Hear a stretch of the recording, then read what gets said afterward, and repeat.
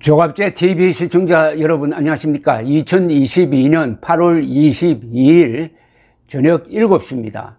헌법은 한 국가의 뼈대입니다. 이 뼈대를 바꾸는 것은 매우 중요하지만 또한 매우 위험하기도 합니다. 그러니까 신중해야 된다는 이야기죠. 헌법 중에서 가장 중요한 것이 권력 구조입니다. 대통령 중심제냐, 내각 책임제냐, 또는 이원 집정부 제도냐 하는 이게 권력 구조이고, 권력 구조는 그 한 집의 구조를 바꾸는 겁니다. 한 집의 구조를 바꾼다는 것은 기와집을 무슨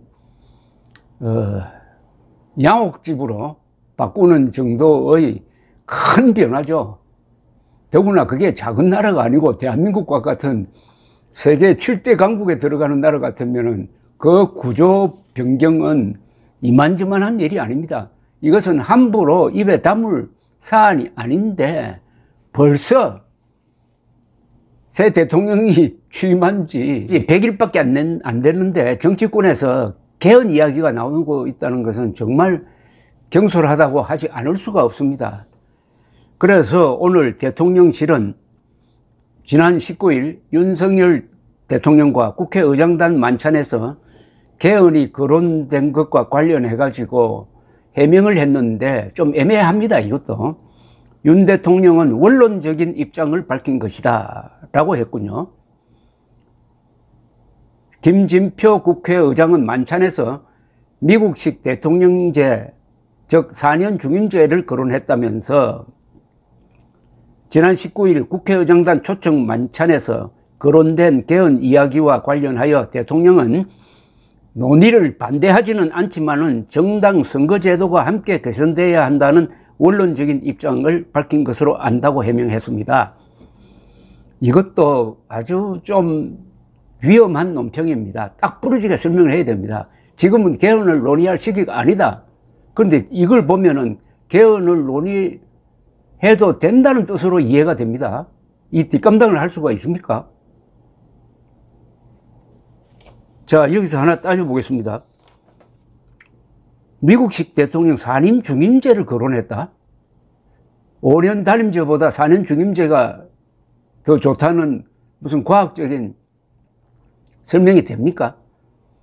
1987년 개헌에 의해서 1988년부터 5년 단임제가 지금까지 실시되고 있습니다. 5년 단임제의 공과에 대해서는 여러 가지 주장을 할 수가 있는데 현재로는 5년 단임제를 바꿀 만한 압도적 여론이 형성되지 않고 있습니다. 5년 단임제의 장점이 많습니다. 5년만 난 하겠다라고 하면은 임기 연장에 연연하지 않고 재선에 연연하지 않고 5년 동안 전력 투구할 수가 있습니다. 5년은 짧은 기간이 아닙니다. 일본의 경우에 수상이 5년 연임하면은 최장수 수상으로 꼽힐 정도입니다. 그리고 5년 임기를 딱 정해놓으면은 대통령이 독재를 할 수가 없습니다. 연장을 할 수가 없다는 거죠. 임기 연장 개헌을 하더라도 본인한테는 혜택이 돌아가지 않도록 딱 못을 박았습니다. 그리고 5년마다 한 번씩 사인 적폐를 청산할 수가 있습니다. 즉 윤석열 정부가 문재인 정부 때 쌓인 5년 동안의 적폐를 청산함으로써 혼탁한 공기를 바꿔주는 그런 역할을 5년마다 한 번씩 할 수 있다는 겁니다. 이건 정치 보복이 아닙니다. 이것도 새로운 전통으로 우리가 만들어 가고 있습니다. 그러니까 집권한 사람도 5년 뒤에는 내가 심판받는다라고 생각하면 조심하지 않겠습니까? 그런데 4년 중임제가 근사하게 보이지만은 당선되는 그 순간부터 4년 뒤의 재선을 위해서 여론 눈치를 봐야 된다는 이 점이 어떻겠습니까? 고려되어야 되는 것 아니겠습니까? 그리고 분권적 대통령제 이야기도 나왔다고 하는데, 이 분권형 대통령제라는 것은 이원 정부제를 말하는 건데, 이게 국무총리와 대통령의 권한을 나눈다? 이거 성공한 나라 별로 없습니다. 제5공화국의 프랑스를 이원 집정부제라고 하기도 하는데, 저는 대통령 중심제로 보는 게 맞다는 생각입니다. 이원 집정부제는 총리와 대통령이 서운박질할 가능성이 많아요. 이원 집정부제는 아니지만 약간 그런 요소가 있었던 제2공화국, 즉 윤보선 대통령 장면 총리 시절에 총리와 대통령이 서로 갈등했습니다. 그게 5.16 군사혁명의 한 이유가 된 역사적 사례도 있습니다. 한 정치 관측자는 조선닷컴에 이런 이야기를 했네요. 만찬에서 김진표 의장은 미국식 대통령 4년 중임제를 거론했다면서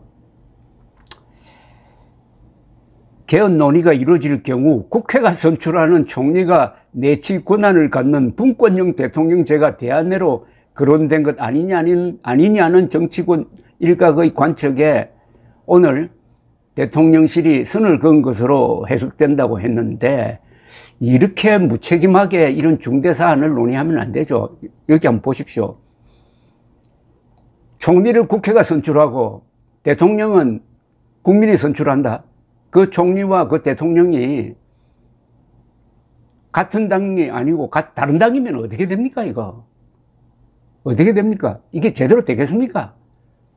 협상이나 타협의 전통이 아직도 정착되지 않는 한국에서 더구나 이런 제안을 김진표, 지금 이분은 뭐 당 소속은 아니지만은 과거에 속했던 민주당에서 한 적이 있단 말입니다. 지난 대선 기간 중에 지난 2월입니다.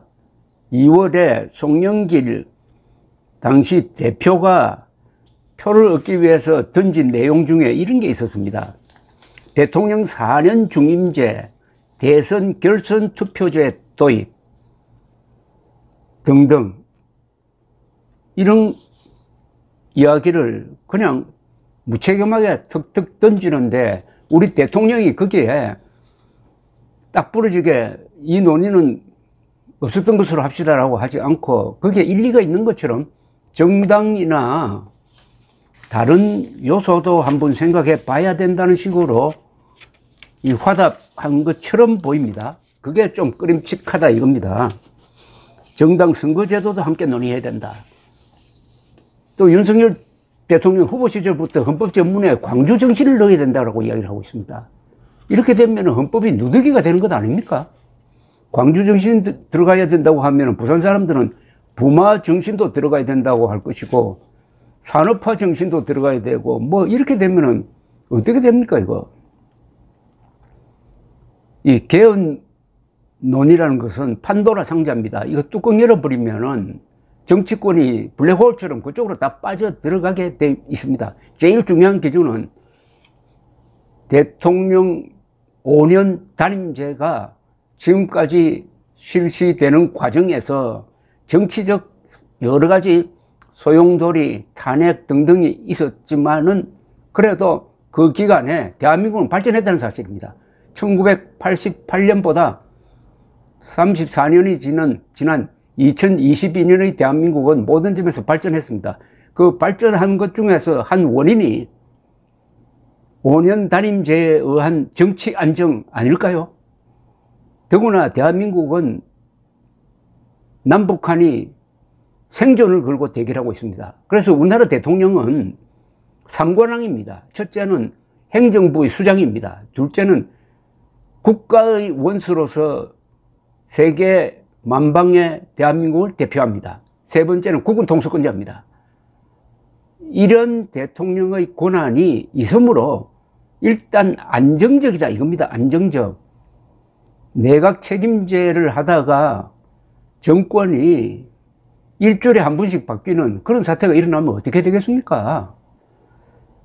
남북한의 특수사정, 준전시 상태라는 점을 생각한다면 저는 5년 단임제 대통령은 통일 때까지 우리가 지켜가야 될 것이라고 생각하고 함부로 여기에 대한 논의를 차단해야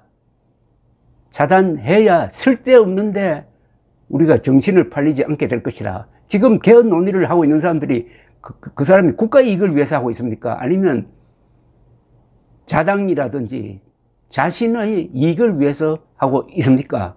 윤석열 대통령은 개헌 논의에 선을 그어야 합니다. 감사합니다.